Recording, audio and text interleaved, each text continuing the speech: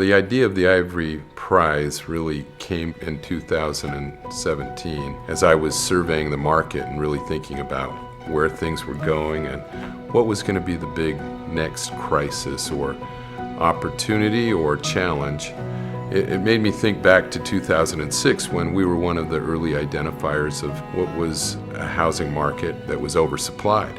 In 2017, we had a housing market that was undersupplied, and it seemed to be developing into a crisis. It's a big problem because not only do we have this gap, but there's some other fundamental things going on in the economy that's very challenging for housing. You see incomes rising, but the price of housing rising much quicker. In the past, these have been problems that have been most acute in the coastal areas, and now it's hitting cities all over America. And so the question was, what are we going to do about it? The Ivory Prize is about innovation.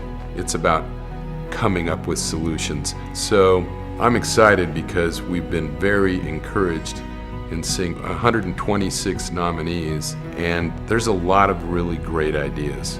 Our hope in the end is that we can have an impact on helping housing affordability in our country, but also bring some of the best ideas back to our own state and to our own company, learn from those, and try to develop solutions here that will help people achieve that goal of homeownership.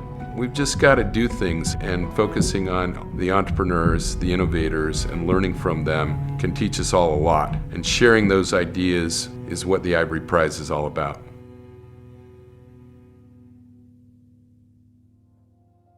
We began thinking about Landed while going to graduate school at Stanford University. Jonathan and I were business school students there, really curious about what the future of living in cities was going to be like, recognizing how expensive things have become. I come at this work, my mom was a fourth grade school teacher, dad social worker, and it wasn't until we were able to own our home did fortune change for my family, sent me to colleges I went to, etc. So I kind of lived the experience of what it means to feel grounded and rooted once you are able to have permanent housing. So when we looked at what Stanford University does for its staff to help retain its talent there, we realized they had an awesome program that's a shared equity down payment assistance. And we said, hey, everybody maybe could use this, especially our public educators and people who we need to stick around in our cities. So there's two parts to Landed.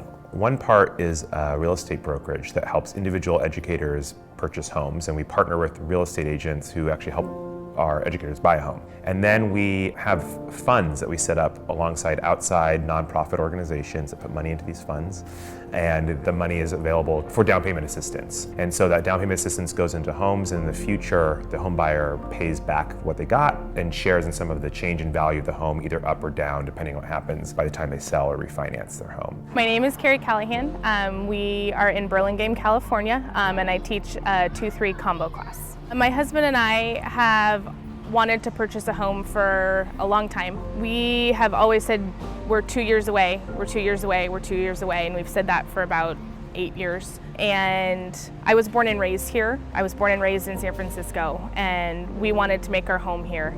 And it was really hard to do because we were just realizing we were always just saving just enough, and then the housing prices would go up, and then you'd save just enough and the housing prices would go up again. So one of the things we talk about at Landed is that there's really two parts to affordability. There is the month-to-month ability to afford your rent or your mortgage. So can I afford a roof over my head?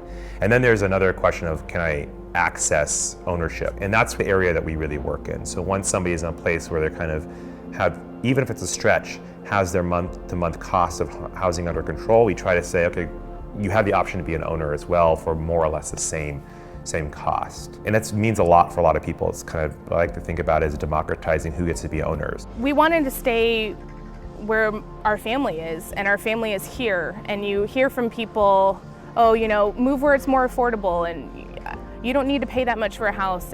But that's really hard to do when your friends and family and what you've grown up with is here.